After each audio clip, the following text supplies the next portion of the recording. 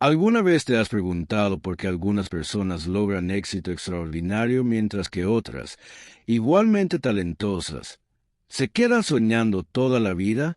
¿Por qué algunos individuos construyen imperios mientras otros apenas sobreviven? ¿Por qué ciertos emprendedores se vuelven millonarios mientras que la mayoría fracasa en sus primeros intentos? La respuesta no es lo que piensas. No es el dinero. No es la educación. No son las conexiones. No es la suerte. Es algo mucho más simple y, al mismo tiempo, mucho más poderoso. Durante más de 25 años, Napoleón Hill estudió a los hombres más ricos y exitosos de su época. Andrew Carnegie, John D. Rockefeller, Henry Ford, Thomas Edison, Alexander Graham Bell y cientos más. Invirtió décadas de su vida desentrañando los secretos del éxito, y lo que descubrió cambió no solo su vida, sino la vida de millones de personas en todo el mundo. Pero hay un secreto que Hill descubrió y que pocas personas realmente entienden. Un secreto tan poderoso que literalmente separa a los ganadores de los perdedores. Un secreto que, una vez que lo comprendas y lo apliques, hará que tu vida nunca vuelva a ser la misma. Este secreto no requiere dinero. No requiere educación formal. No requiere conexiones especiales. Solo requiere una cosa: el valor de actuar cuando los demás dudan. Hoy, durante los próximos minutos, voy a compartir contigo exactamente cómo funciona este secreto. Te voy a mostrar por qué el momento de mayor incertidumbre es exactamente el momento de mayor oportunidad. Te voy a revelar por qué cuando todos dudan, es precisamente cuando tú debes actuar. Y lo más importante, te voy a dar las herramientas exactas para que puedas aplicar este secreto en tu vida, empezando desde hoy mismo. Porque existe un momento preciso en tu vida donde el éxito o el fracaso se decide. Y ese momento está más cerca de lo que imaginas. Capítulo 1. El momento de la verdad. La historia de Edison. Permíteme llevarte a Nueva Jersey, 1879. En un laboratorio modesto, rodeado de cables, vidrios rotos y el olor a metal quemado, un hombre de 32 años trabaja incansablemente. Son las 3 de la madrugada, y Thomas Edison está realizando su intento número 1000 para crear la bombilla eléctrica. Los periódicos lo llaman el mago de Menlo Park. Pero en este momento, más que un mago, parece un hombre al borde de la locura. Ha gastado miles de dólares de sus inversores. Ha probado más de 3000 materiales diferentes. Ha fallado 999 veces consecutivas. Sus empleados están exhaustos. Algunos han comenzado a buscar otros trabajos. Sus inversores están furiosos. Uno de ellos, J. P. Morgan, le dijo la semana pasada: Edison, estás persiguiendo fantasías. La luz de gas ha funcionado por décadas. ¿Por qué insistes en esta locura? Los periódicos han comenzado a burlarse de él. The New York Times escribió: el señor Edison parece haber perdido el contacto con la realidad. Sus experimentos con la electricidad son un desperdicio de tiempo y dinero. Incluso su propia esposa, Mary, le había sugerido que quizás era hora de rendirse. Thomas, le dijo, tal vez deberías considerar otros proyectos. Ya has demostrado que eres brillante. No necesitas torturarte así. En ese momento, Edison se encontraba en la encrucijada que define a todos los grandes. Tenía dos opciones: escuchar a los demás y rendirse, o actuar cuando todos dudaban. ¿Sabes qué hizo Edison? Se levantó de su silla, miró a su asistente y dijo: no hemos fallado 999 veces. Hemos encontrado 999 formas de cómo no hacer una bombilla. Ahora sabemos 999 formas más que nuestros competidores. Y entonces, en el intento número 1001, sucedió la magia. La bombilla se encendió. Y no solo se encendió por unos segundos, se encendió por 14 horas consecutivas. Ese momento cambió el mundo para siempre. Pero aquí está la parte que nadie te cuenta. Edison no era más inteligente que Nikola Tesla. No era más educado que Alexander Graham Bell. No tenía más recursos que Westinghouse. La diferencia no era el talento. La diferencia era la mentalidad. Mientras otros veían 999 fracasos, Edison vio 999 lecciones. Mientras otros veían evidencia de imposibilidad, Edison vio evidencia de proximidad al éxito. Edison entendió algo que Napoleon Hill más tarde codificaría. El momento justo antes del éxito es cuando la resistencia es más fuerte. Es cuando más personas dudan. Es cuando más voces te dicen que te rindas. Y es exactamente en ese momento cuando debes actuar con más determinación. Pero déjame contarte algo aún más revelador. Edison no fue el único que trabajaba en la bombilla eléctrica.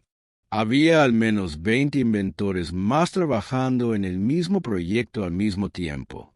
Todos tenían acceso a recursos similares. Todos tenían equipos competentes. Todos tenían el mismo potencial. La diferencia fue una sola cosa. Edison actuó cuando los demás dudaron. Cuando Joseph Swan, otro inventor británico, escuchó sobre los múltiples fracasos de Edison, abandonó su propio proyecto. Cuando Hiram Maxim vio las críticas en los periódicos, decidió enfocarse en otras invenciones. Cuando Heinrich Gobel leyó sobre los problemas financieros de Edison, concluyó que el proyecto era demasiado arriesgado. Todos ellos eran brillantes. Todos ellos tenían potencial. Pero todos ellos permitieron que las dudas de otros se convirtieran en sus propias dudas. Edison, en cambio, convirtió las dudas de otros en combustible para su determinación. Y ahora quiero que reflexiones sobre algo. ¿Cuántas veces has tenido una idea brillante, un proyecto que te emocionaba, una visión que te inspiraba, pero no actuaste porque otros dudaban? ¿Cuántas veces has permitido que las opiniones de otros se convirtieran en tus propias limitaciones? Capítulo 2. La psicología de la parálisis. Déjame preguntarte algo. ¿Alguna vez has sentido que estás preparado al 100% para algo importante? ¿Alguna vez has tenido toda la información, todos los recursos, todas las garantías antes de tomar una decisión significativa? Por supuesto que no. Nadie las tiene. Y aquí está el secreto que las personas exitosas entienden. La preparación al 100% es un mito. Es una ilusión que tu mente crea para mantenerte seguro. Napoleon Hill pasó años estudiando este fenómeno. Entrevistó a Andrew Carnegie durante horas, explorando cada decisión importante de su vida. Carnegie le contó algo que cambió la perspectiva de Hill para siempre. Joven Hill, le dijo Carnegie, la mayoría de las personas creen que el éxito requiere certeza. Pero yo he aprendido que el éxito requiere exactamente lo opuesto, la capacidad de actuar en medio de la incertidumbre. Carnegie le explicó que cuando decidió apostar todo su futuro a la industria del acero, no tenía certeza de que funcionaría. Cuando decidió construir la primera biblioteca pública gratuita, no tenía garantías de que la gente la usaría. Cuando decidió implementar el sistema de pensiones para sus empleados, no tenía evidencia de que mejoraría la productividad. Pero, continuó Carnegie, entendía algo fundamental. Mientras todos esperaban certeza, yo tenía el campo libre para actuar. Mientras otros analizaban, yo ejecutaba. Mientras otros dudaban, yo construía. Ahora, déjame explicarte lo que realmente sucede en tu cerebro cuando te enfrentas a una oportunidad incierta. Tu cerebro primitivo, diseñado para mantenerte vivo en un mundo peligroso, interpreta cualquier situación nueva como una amenaza potencial. Esta parte de tu cerebro, llamada amígdala, no distingue entre un león que te persigue y una oportunidad de negocio que requiere riesgo. para tu amígdala. Ambos son peligros que deben evitarse. Es por eso que sientes esa resistencia visceral cuando piensas en hacer algo grande. Es por eso que tu mente te bombardea con ¿y sí? Negativos. Es por eso que escuchas esa voz interior que te dice mejor espera. Necesitas más información. No estás preparado. Pero aquí está la diferencia crucial. Mientras las personas promedio obedecen a esta voz primitiva, las personas exitosas la reconocen y actúan a pesar de ella. Déjame contarte sobre la investigación del Dr. Mel Robbins. Ella descubrió que tenemos exactamente 5 segundos entre el momento en que tenemos una idea de actuar y el momento en que nuestro cerebro la sabotea. 5 segundos. Ese es el tiempo que tienes antes de que tu mente primitiva tome control y te paralice. Las personas exitosas han aprendido a usar esos 5 segundos. En lugar de pensar, actúan. En lugar de analizar, se mueven. En lugar de dudar, deciden. Steve Jobs llamó a esto el coraje de la imperfección. Cuando Apple lanzó el primer iPhone, no era perfecto. Tenía problemas de batería. La cámara no era la mejor. No tenía todas las funciones que Jobs quería. Pero Jobs entendió algo fundamental.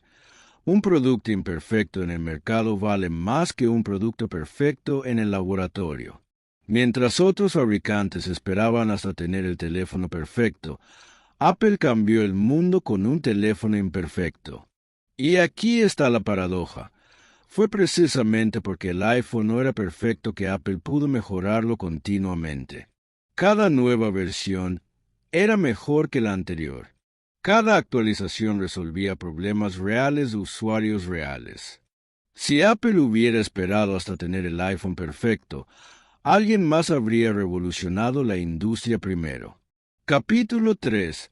El poder de la acción imperfecta. Quiero que imagines 2 escenarios. Escenario A. Tienes una idea brillante para un negocio.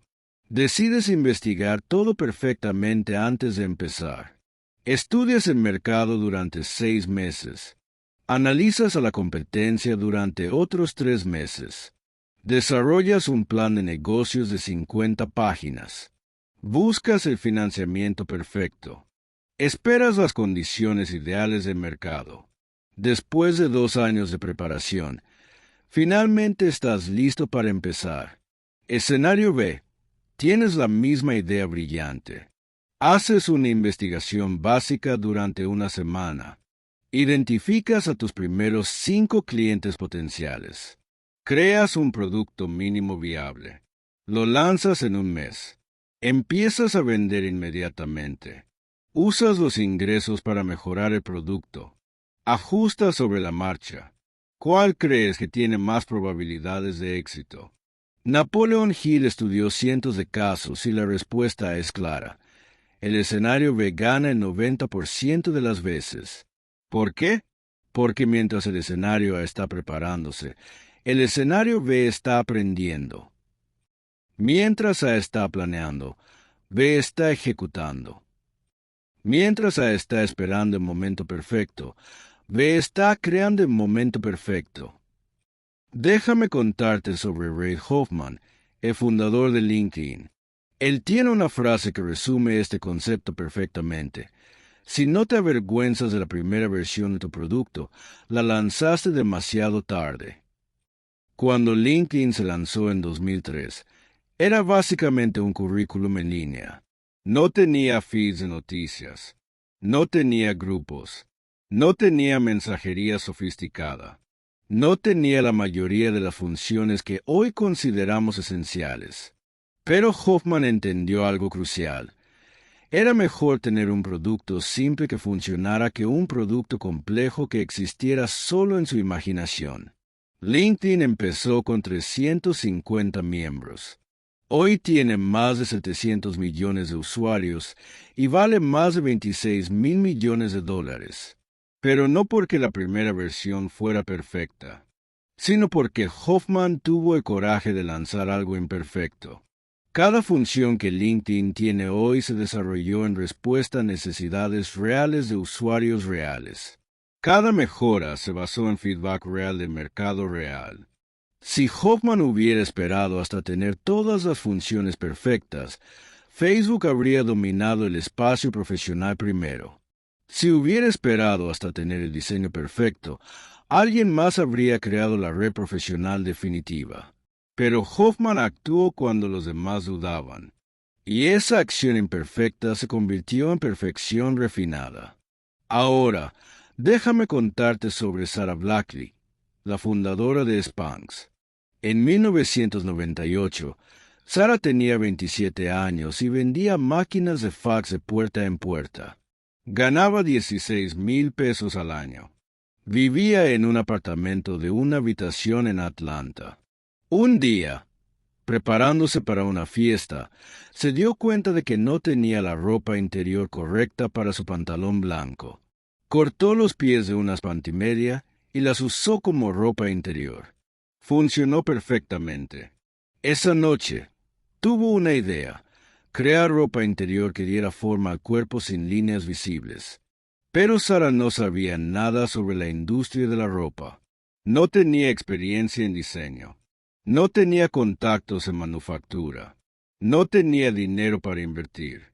¿Sabes qué hizo Sarah cuando no tenía experiencia? Fue a la biblioteca y leyó todo lo que pudo sobre la industria textil. Cuando no tenía contactos, empezó a llamar a fábricas del directorio telefónico. Cuando no tenía dinero, usó sus ahorros de 5,000 pesos. Pero aquí está la parte crucial. Sarah no esperó hasta ser experta para empezar. Empezó siendo novata y se volvió experta sobre la marcha. Llamó a decenas de fábricas. La mayoría la rechazaron. Algunas se rieron de ella. Otras ni siquiera le devolvieron la llamada. Pero Sarah siguió actuando cuando otros dudaban. Finalmente, encontró una fábrica en Carolina del Norte que accedió a producir su primera línea. El dueño más tarde le confesó que solo aceptó porque su esposa lo convenció. Esta chica tiene algo especial. Ayúdala. Sarah creó su primer prototipo sin saber si funcionaría. Desarrolló su marca sin saber si gustaría. Lanzó su producto sin saber si se vendería. Pero tenía algo más poderoso que conocimiento. Tenía la determinación de actuar a pesar de la incertidumbre. El primer año, Spanx vendió 4 millones de pesos. El segundo año, 10 millones de pesos. Hoy, Sarah Blackley es multimillonaria y Spanx es una marca global. Pero no porque Sarah fuera perfecta desde el principio, sino porque tuvo el coraje de ser imperfecta al principio. Capítulo 4. La fórmula secreta del éxito. Después de estudiar a cientos de millonarios y personas exitosas, Napoleon Hill descubrió que todos seguían una fórmula específica. Una fórmula que puede parecer simple, pero que contiene poder de transformar cualquier vida. Esta fórmula tiene 4 componentes esenciales. 1. El deseo ardiente. 2. La fe inquebrantable. 3. La acción decidida. 4. La persistencia implacable. Déjame explicarte cada uno con detalle. El deseo ardiente. No estamos hablando de un deseo tibio. No estamos hablando de algo que estaría bien tener. Estamos hablando de un deseo que te consume por dentro. Un deseo que te mantiene despierto por las noches y te hace levantarte temprano por las mañanas. Napoleon Hill lo describió así: el deseo ardiente es el punto de partida de todo logro. Es la fuerza que puede transformar los sueños en realidad. Déjame contarte sobre Kenneth Sanders, el fundador de KFC. A los 40 años, Sanders había fracasado en múltiples negocios. Había sido granjero, soldado, abogado, vendedor de seguros y operador de una estación de servicio. Nada había funcionado. A los 50 años, desarrolló una receta secreta de pollo frito en su pequeño restaurante en Kentucky. Pero el restaurante quebró cuando construyeron una nueva autopista que desvió el tráfico.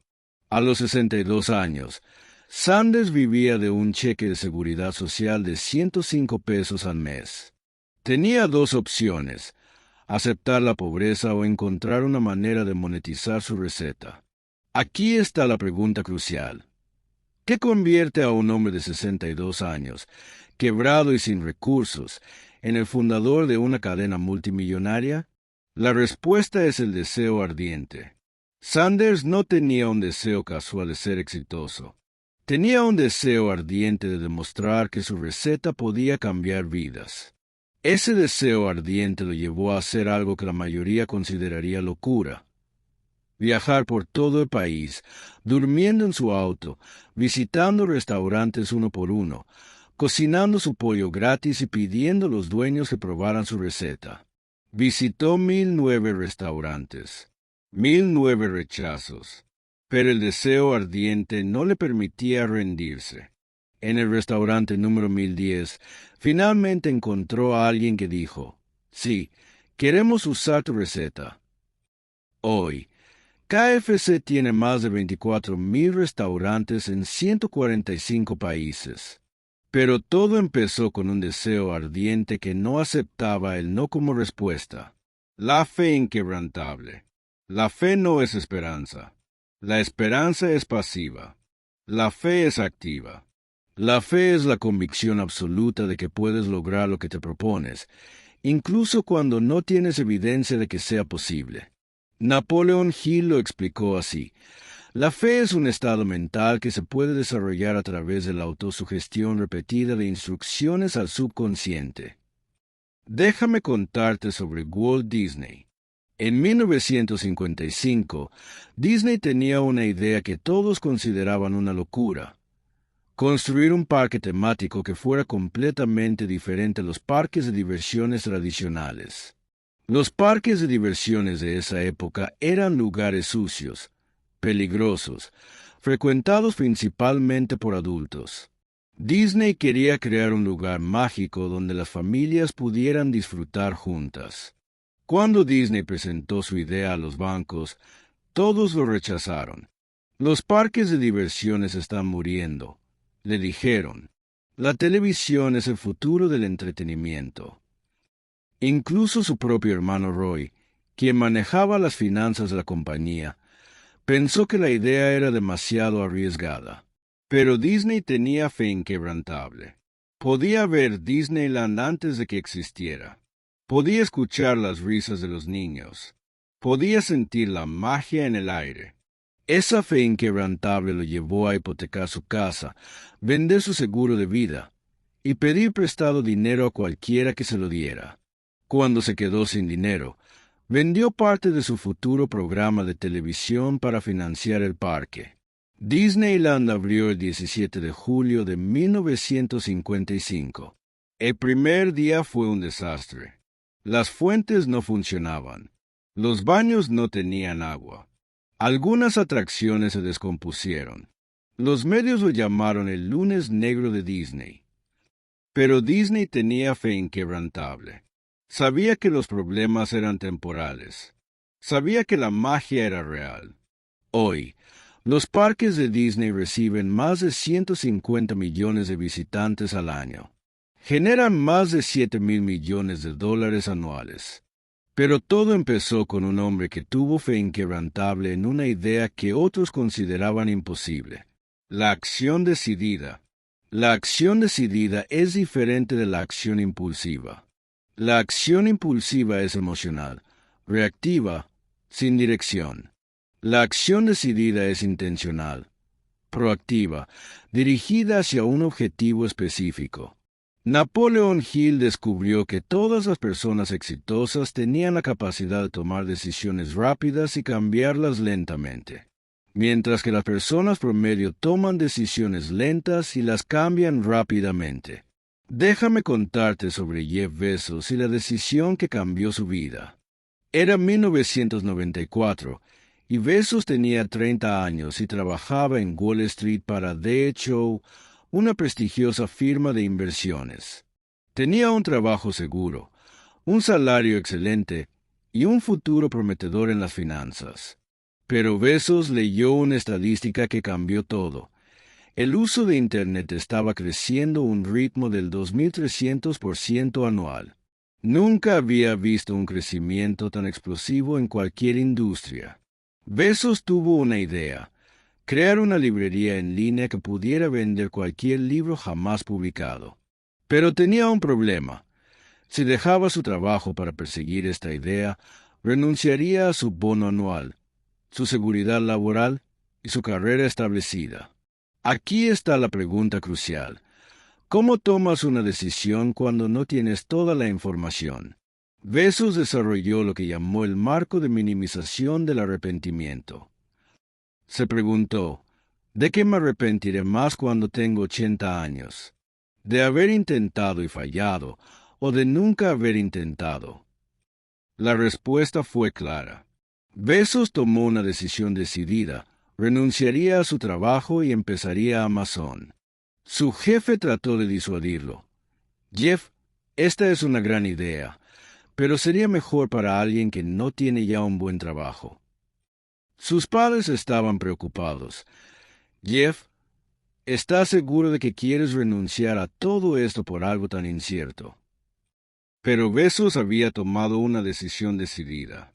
No una decisión emocional, no una decisión impulsiva. Una decisión basada en su análisis de futuro y su voluntad de actuar.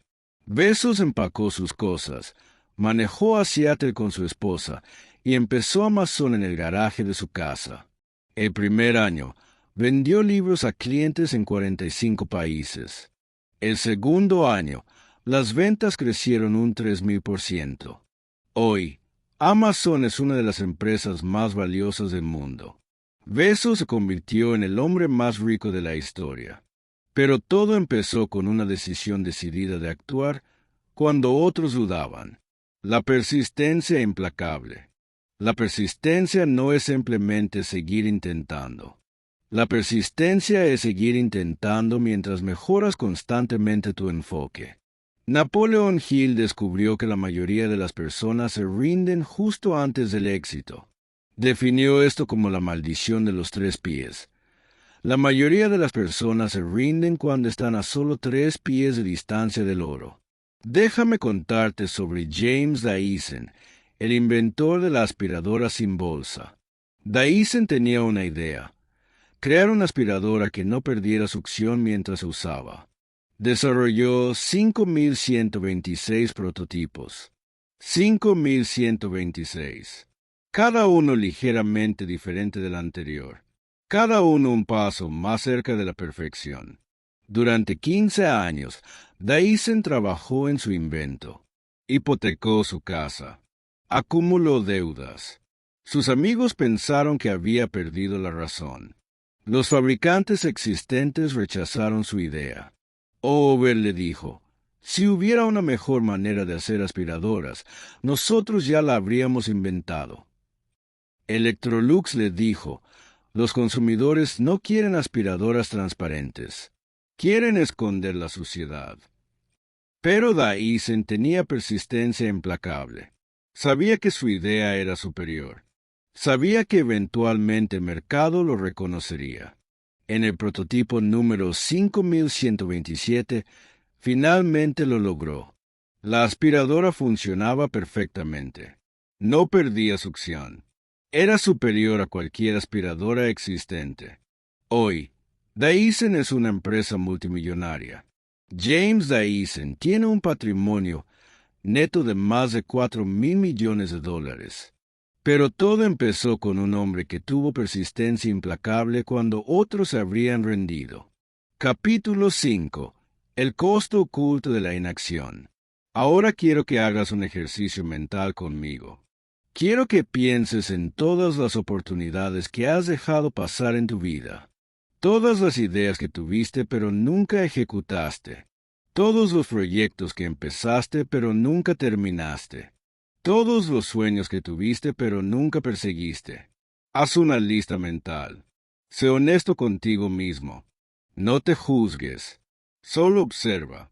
Ahora quiero que imagines tu vida si hubieras actuado en aunque sea una de esas oportunidades. Solo una. ¿Dónde estarías hoy? ¿Qué habrías logrado? ¿Quién serías? Este ejercicio no es para torturarte.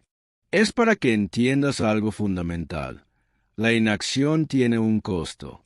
Y ese costo es mucho más alto de lo que la mayoría de las personas se dan cuenta. Napoleón Hill lo llamó el arrepentimiento de los no aptos.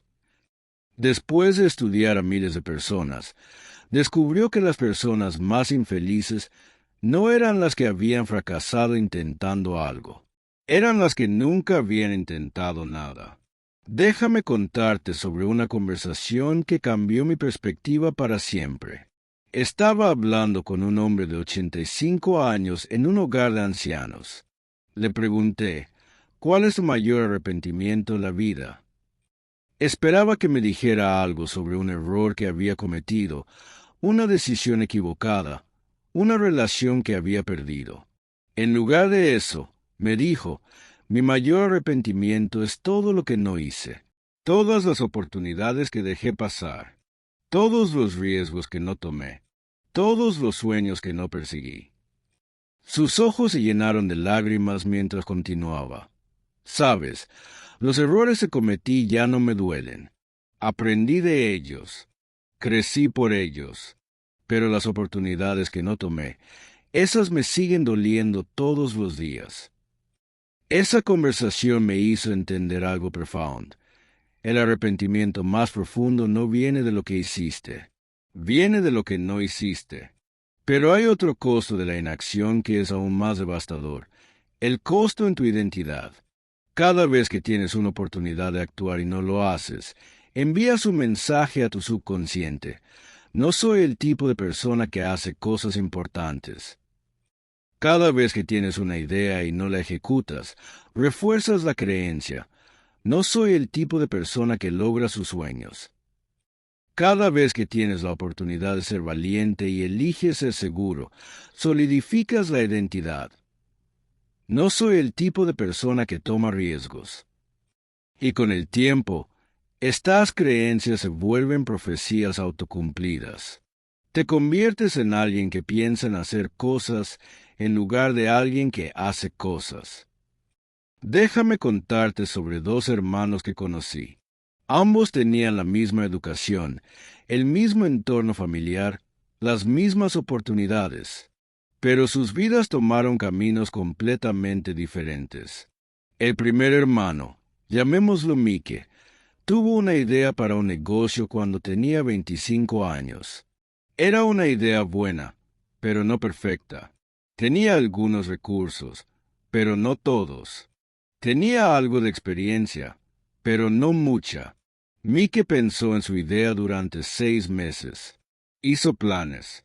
Hizo más planes. Hizo análisis, hizo más análisis, y mientras hacía todo esto, llegó a la conclusión de que necesitaba más experiencia, más recursos, más conocimiento. Decidió esperar hasta estar mejor preparado. 10 años después, Mike seguía esperando. Había cambiado de trabajo 3 veces. Había hecho varios cursos. Había leído docenas de libros sobre negocios. Pero nunca había empezado su empresa. El segundo hermano, llamémoslo David, tuvo una idea similar al mismo tiempo. También era una idea buena, pero no perfecta. También tenía algunos recursos, pero no todos.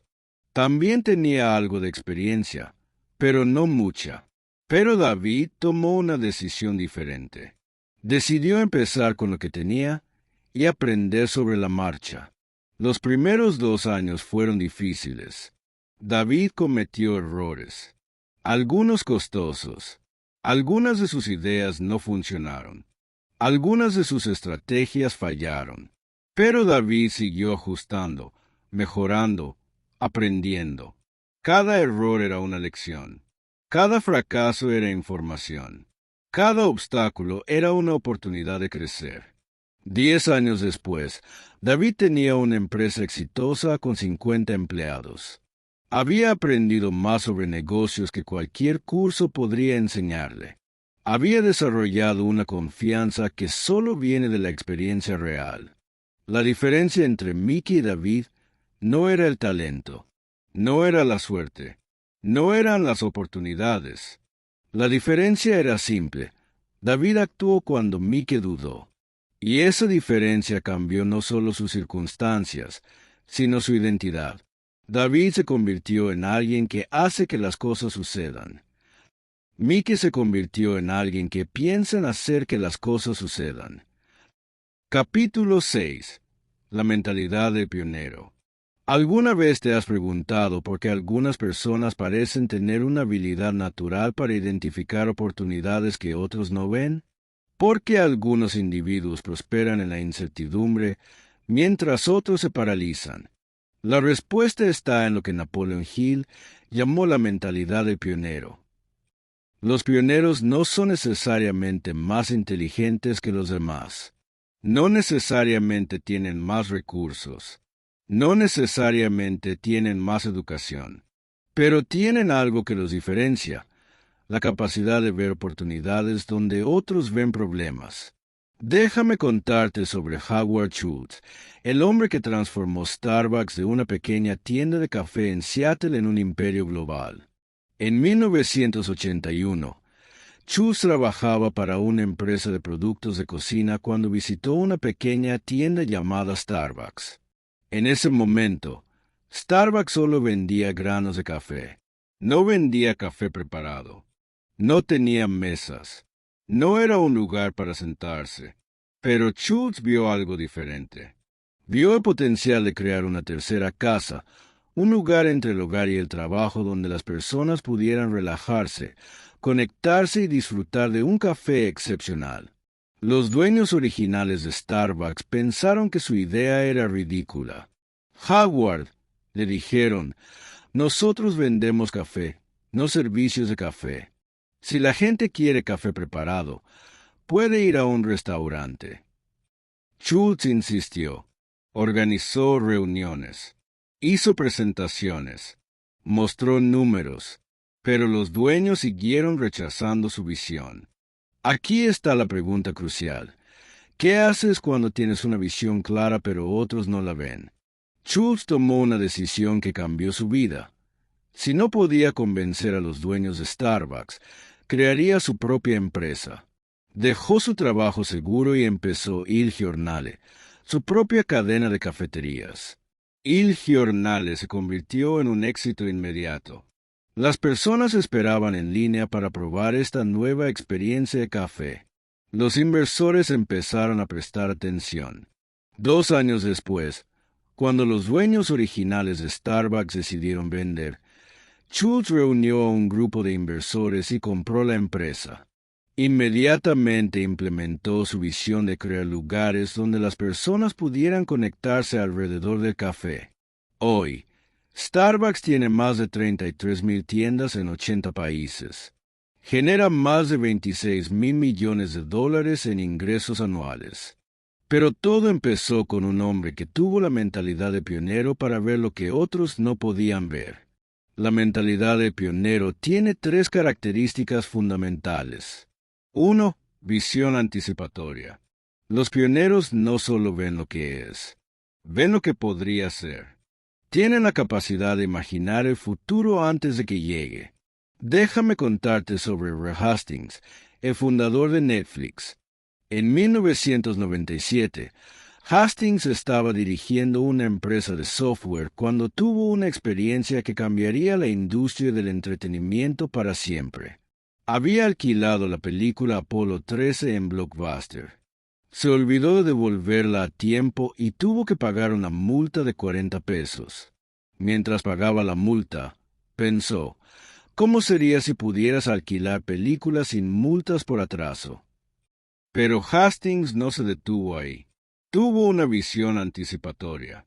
Vio que Internet eventualmente sería lo suficientemente rápido para transmitir películas directamente a las casas de las personas. Vio que las personas preferirían la conveniencia de ver películas en casa a tener que ir a una tienda. La mayoría de las personas en 1997 pensaron que su idea era absurda. Internet era lento. La transmisión de video era de baja calidad. Las personas estaban acostumbradas a ir a Blockbuster, pero Hastings tenía visión anticipatoria. Sabía que la tecnología mejoraría. Sabía que los hábitos de consumo cambiarían. Sabía que quien actuara primero tendría una ventaja masiva. Empezó Netflix como un servicio de alquiler de DVDs por correo. No era revolucionario, pero era mejor que Blockbuster en una cosa: no había multas por atraso. Mientras construía negocio de DVDs, Hastings siguió invirtiendo en tecnología de transmisión. Cuando la conexión de Internet mejoró, Netflix ya estaba listo.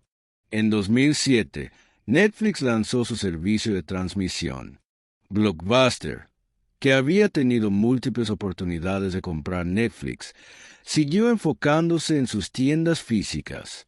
Hoy, Netflix tiene más de 230 millones de suscriptores y vale más de 150 mil millones de dólares. Blockbuster quebró en 2010. La diferencia no fue la suerte. La diferencia fue la visión anticipatoria. Hastings vio el futuro antes de que llegara y actuó en consecuencia. 2. Tolerancia a la ambigüedad. Los pioneros no necesitan tener todas las respuestas antes de empezar. Están cómodos navegando en la incertidumbre. Entienden que la claridad viene a través de la acción, no antes de ella. Déjame contarte sobre Brian Chesky, el fundador de Airbnb. En 2008, Chesky y su compañero de cuarto tenían problemas para pagar la renta de su apartamento en San Francisco. Escucharon que habría una gran conferencia de diseño en la ciudad y que todos los hoteles estarían llenos. Tuvieron una idea. ¿Qué pasaría si ofrecieran colchones de aire en su apartamento para que los visitantes pudieran quedarse? Compraron 3 colchones de aire, crearon un sitio web simple y empezaron a promover su servicio de cama y desayuno con colchones de aire. Los primeros huéspedes pagaron 80 pesos cada uno, pero Chesky no sabía si esto podría convertirse en un negocio. No sabía si otras personas estarían dispuestas a quedarse en casas de extraños. No sabía si los propietarios estarían dispuestos a alquilar sus espacios. Tenía tolerancia a la ambigüedad. Estaba dispuesto a experimentar sin conocer el resultado final. Los primeros años fueron brutales. Los inversores rechazaron su idea más de 100 veces. Un inversor famoso les dijo: «Esto es ridículo. Nadie va a quedarse en la casa de un extraño». Pero Chesky siguió experimentando, siguió mejorando, siguió aprendiendo sobre lo que los usuarios realmente querían. Hoy, Airbnb opera en más de 100.000 ciudades en 220 países. Vale más de 100.000 millones de dólares. Pero todo empezó con 3 colchones de aire y la tolerancia a la ambigüedad. 3. Optimismo operativo. Los pioneros no son optimistas ciegos. Son optimistas operativos. Ven las oportunidades, pero también reconocen los obstáculos. La diferencia es que se enfocan en lo que pueden controlar. Déjame contarte sobre Elon Musk y Tesla. En 2004, la industria automotriz estaba dominada por gigantes como General Motors, Ford y Toyota. Estos tenían décadas de experiencia, miles de millones en recursos y redes de distribución establecidas. Musk decidió competir contra ellos en el mercado más difícil posible: los autos eléctricos. En 2004, los autos eléctricos tenían una reputación terrible. Eran lentos, aburridos y tenían poca autonomía. Todos los expertos dijeron que era imposible. Los autos eléctricos siempre serán un nicho, dijeron. Los consumidores nunca van a cambiar sus hábitos de conducción. Pero Musk tenía optimismo operativo. Sabía que sería difícil. Sabía que tomaría años. Sabía que costaría miles de millones. Pero se enfocó en lo que podía controlar: crear el mejor auto eléctrico del mundo. Tesla casi quebró múltiples veces. Musk invirtió hasta su último dólar personal. Durmió en la fábrica. Trabajó 100 horas por semana, pero siguió enfocándose en lo que podía controlar. Mejorar la tecnología, mejorar la experiencia del cliente, mejorar la fabricación. Hoy, Tesla es la empresa automotriz más valiosa del mundo. Ha obligado a toda la industria a acelerar su transición a vehículos eléctricos. Pero todo empezó con un hombre que tuvo optimismo operativo cuando todos los demás tenían pesimismo paralizante. Capítulo 7. El momento de actuar. Ahora llegamos al momento más importante de este libro. El momento donde dejas de ser un espectador y te conviertes en un participante. El momento donde dejas de soñar y empiezas a construir. Porque todo lo que has aprendido hasta ahora no vale nada si no lo aplicas. Todo el conocimiento del mundo no cambia una vida. Solo la aplicación del conocimiento cambia vidas.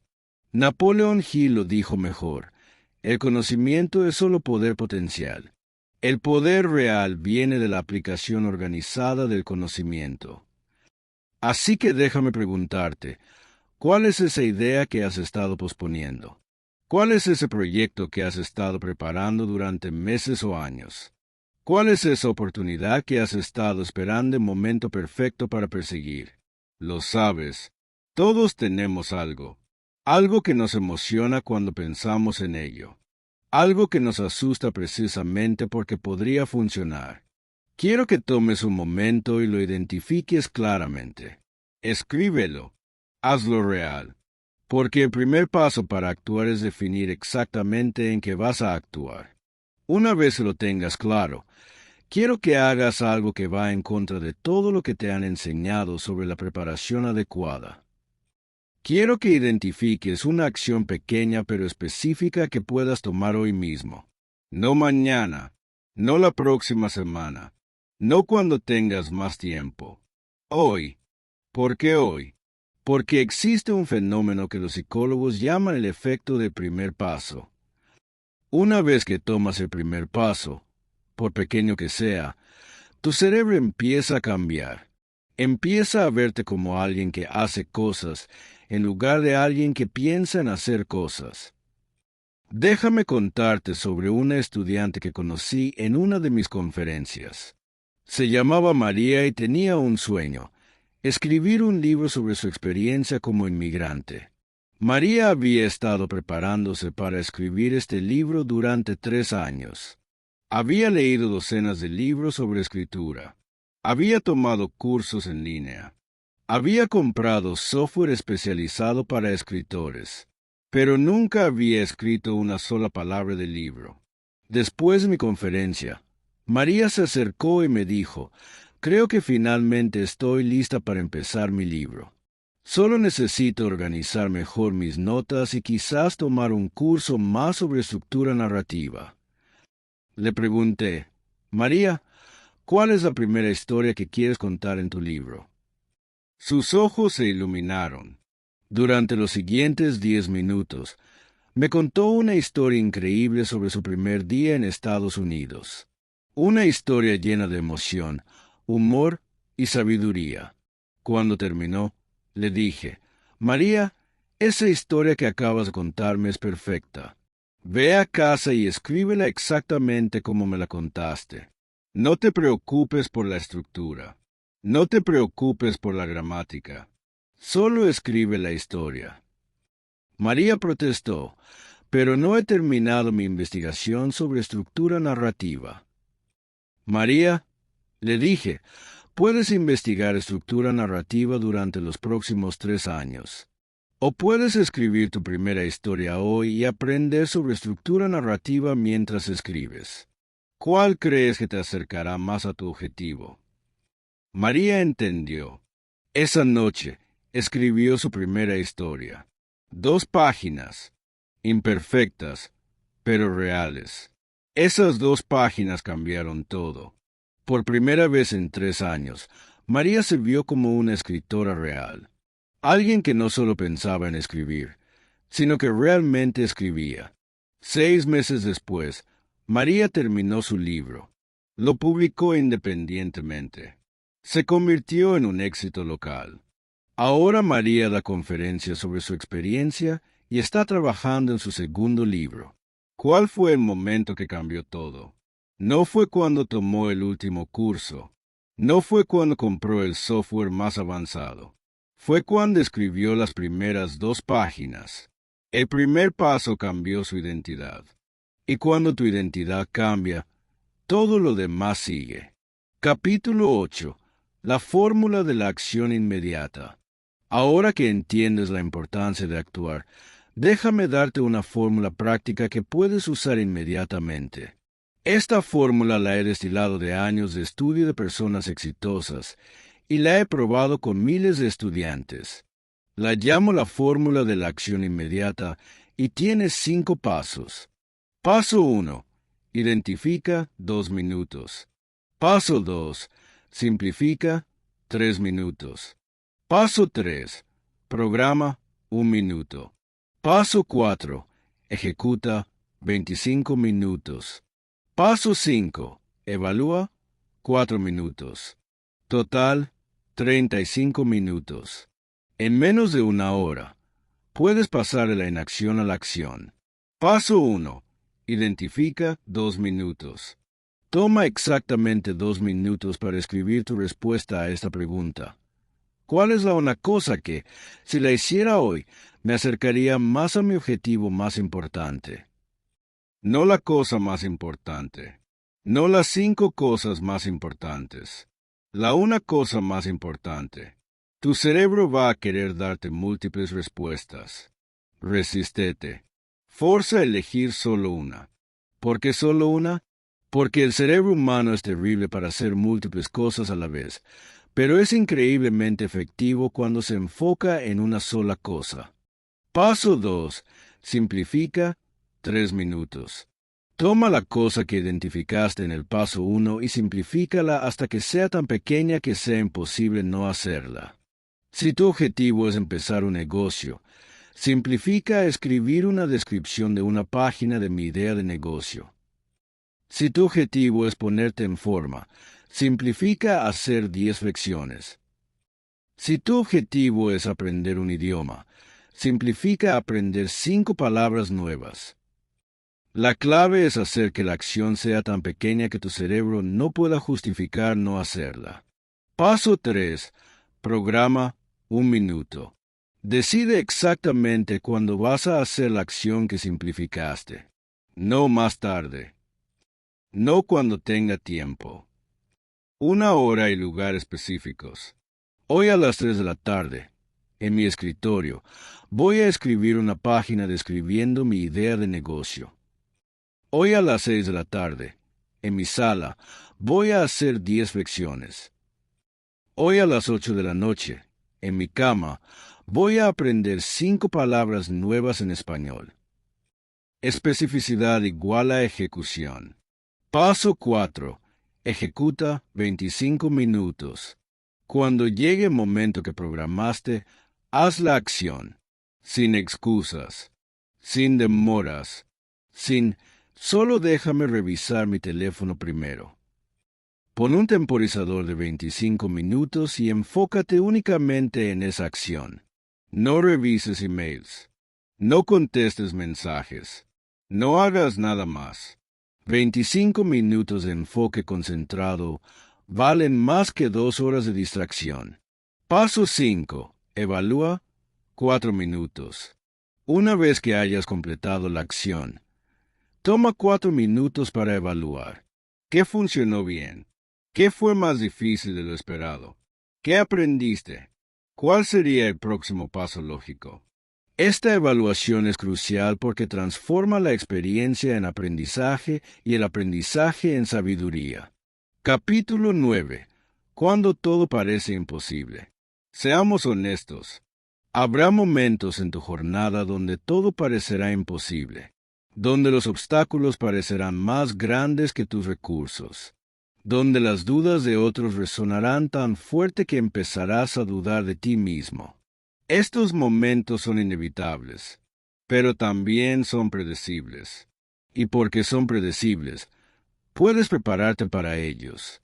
Napoleón Hill identificó lo que llamó el Valle de la Desesperación, Ese punto en cualquier empresa importante donde el progreso parece haberse detenido, donde los recursos se están agotando, donde el éxito parece más lejano que nunca. Hill descubrió que el 90% de las personas se rinden en el valle de la desesperación, pero el 10% que persiste encuentra que justo después del valle viene la cima. Déjame contarte sobre Oprah Winfrey y su valle de la desesperación. En 1983, Oprah tenía 29 años y acababa de ser despedida de su trabajo como copresentadora de noticias en Baltimore. Le dijeron que era demasiado emocional para las noticias, que se involucraba demasiado con las historias, que no tenía el aspecto adecuado para la televisión. Oprah se mudó a Chicago para un programa de entrevistas matutino de bajo rating llamado AM Chicago. El programa estaba en último lugar en los ratings. Había rumores de que sería cancelado, pero Oprah tenía algo que sus competidores no tenían: autenticidad. Mientras otros presentadores mantenían distancia profesional, Oprah se conectaba emocionalmente con sus invitados y su audiencia. Los primeros meses fueron brutales. Los críticos la atacaron. Los competidores se burlaron de su estilo. Algunos ejecutivos de televisión dijeron que nunca tendría éxito nacionalmente. Oprah estaba en su valle de la desesperación. Tenía dos opciones: cambiar su estilo para adaptarse a las expectativas de otros, o mantenerse auténtica y confiar en que eventualmente encontraría su audiencia. Oprah eligió la autenticidad. Siguió siendo vulnerable. Siguió siendo emocional. Siguió conectándose con las personas de manera real. Lentamente, los ratings empezaron a mejorar. Las personas empezaron a hablar del programa. La audiencia empezó a crecer. En menos de un año, AM Chicago se convirtió en el programa de entrevistas matutino número 1 en Chicago. Pocos años después, se convirtió en The Oprah Winfrey Show y se distribuyó nacionalmente. Oprah se convirtió en una de las mujeres más influyentes del mundo. Pero todo empezó con una decisión de mantenerse auténtica en el valle de la desesperación. Cuando te encuentres en tu propio valle de la desesperación, recuerda esto: no estás perdiendo, estás aprendiendo. Cada obstáculo es información. Cada no te acerca al sí que cambiará tu vida. Capítulo 10. El secreto final. Hemos llegado al final de nuestro viaje juntos. Has aprendido sobre la psicología de la acción. Has descubierto la fórmula secreta del éxito. Has visto ejemplos de personas que actuaron cuando otros dudaron. Pero ahora quiero compartir contigo el secreto final. El secreto que Napoleon Hill descubrió, después de décadas de investigación, pero que solo mencionó brevemente en sus obras. Este secreto es tan simple que la mayoría de las personas lo pasan por alto, pero es tan poderoso que puede cambiar tu vida en un instante. El secreto final es este: asterisco, asterisco, el éxito no es algo que logras. Es algo que te conviertes. Asterisco, asterisco. Déjame explicarte. La mayoría de las personas ven el éxito como un destino, algo que vas a alcanzar algún día en el futuro, algo que vas a lograr cuando tengas suficiente dinero, suficiente experiencia, suficientes recursos. Pero las personas verdaderamente exitosas entienden que el éxito es una identidad. Es quien eres, no lo que tienes. Cuando cambias tu identidad, cambias tus acciones. Cuando cambias tus acciones, cambias tus resultados. Cuando cambias tus resultados, cambias tu vida. ¿Cómo cambias tu identidad? Con una pregunta simple pero poderosa: ¿qué haría una persona exitosa en esta situación? Cuando te enfrentas a una decisión difícil, pregúntate: ¿qué haría una persona exitosa? Cuando tienes miedo de actuar, pregúntate: ¿qué haría una persona exitosa? Cuando otros dudan de ti, pregúntate: ¿qué haría una persona exitosa? La respuesta siempre será la misma: una persona exitosa actuaría. Una persona exitosa encontraría una manera. Una persona exitosa persistiría cuando otros se rinden. Y aquí está la magia. Cada vez que actúas como una persona exitosa, te conviertes un poco más en una persona exitosa. Cada decisión valiente fortalece tu identidad valiente. Cada acción decidida fortalece tu identidad decidida. Con el tiempo, ya no tienes que preguntarte qué haría una persona exitosa. Ya no tienes que actuar como una persona exitosa. Te has convertido en una persona exitosa. Conclusión. Tu momento es ahora. Llegamos al final de este libro, pero realmente es el comienzo de tu nueva vida.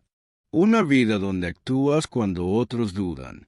Una vida donde ves oportunidades donde otros ven obstáculos. Una vida donde tus sueños se convierten en realidad. Pero recuerda, leer este libro no cambiará tu vida. Solo aplicar lo que has aprendido cambiará tu vida.